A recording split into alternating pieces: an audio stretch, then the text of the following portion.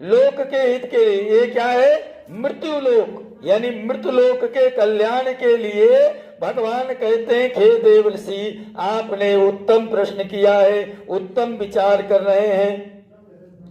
तब देव ऋषि ने कहा परमात्मा, उत्तम विचार तो है मेरा, लोगों के कल्याण के हेतु ही तो आपके पास आया हूं।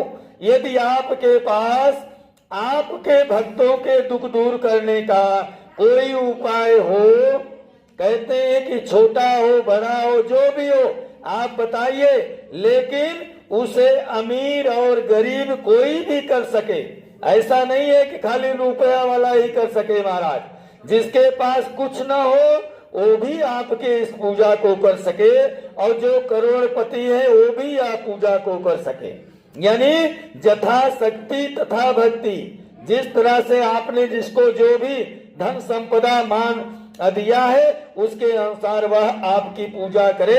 ऐसी अगर संसार के कल्याण करने के लिए, लोगों के कल्याण के लिए, लोगों के हित के लिए, लोगों के मनोकामना पूर्ति के लिए, धन के लिए, धर्म की रक्षा के लिए, गौ रक्षा के लिए, पुत्र पाने के लिए, यानी यह धर्म सकुशलता से कलयुग में बचा रहे और लोग आपके नाम का सुमिरन करें, तो आप इनके कल्याण के लिए कोई उपाय बताइए। तब भगवान ने कहा कि पुत्र, तुमने बहुत ही उत्तम प्रश्न किया है, मैं तुम्हें बताता हूं।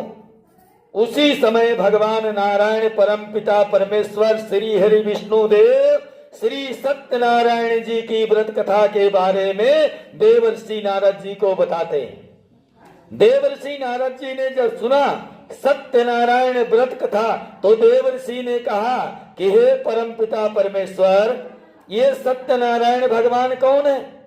इनकी पूजा हमें कैसे करना, कौन से दिन करना, क्या क्या प्रसाद में लेना?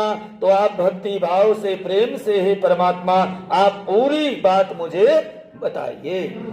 भगवान ने कहा कि हे पुत्र सुनो, कहते हैं कि द्वापर युग में, त्रेता युग में, सतयुग में मैं कभी राम के रूप में, कभी कृष्ण के रूप में, अनंत रूपों को मैं धारण करता रहा हूं और अपने भक्तों के कल्याण के लिए, धर्म की रक्षा के लिए बार बार मैं धरातल पर अवतीर्ण होता रहा हूं। लेकिन इस बार कलयुग में ये सत्यनारायण भगवान की जो कथा है या सत्यनारायण जो देव हैं, यह कलयुग में लोगों को फल देने वाले हैं।